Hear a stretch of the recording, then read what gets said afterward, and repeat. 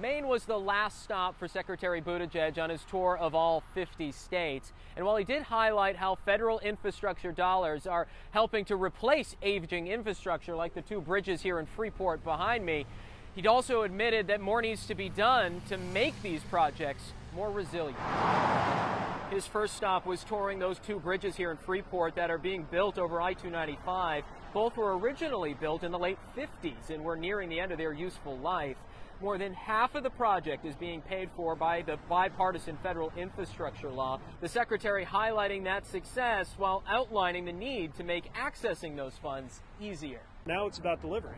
And there are a lot of challenges to that. Cost escalation, human capital, supply chains. So we're trying also just to make sure that any bottlenecks or backlogs or red tape that we can clear out of the way, that we're doing so that the dollars turn into literally concrete results as quickly as possible.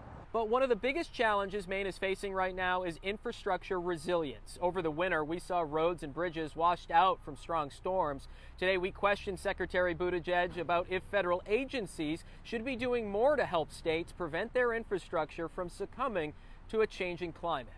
And obviously, FEMA has an important side in that. But where does DOT's role play in helping states recover better from storms like that? Well, we are working with Congress right now to try to get more funding into our emergency relief program. That's the one that we use to quickly help states and communities when disaster strikes. We also just know broadly we've got to make all of our infrastructure more resilient.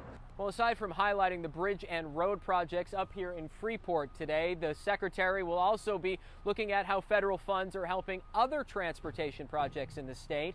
Tomorrow, he'll be down in Portland touring the International Marine Terminal. In Freeport, Dan Lamparello, CBS 13 News.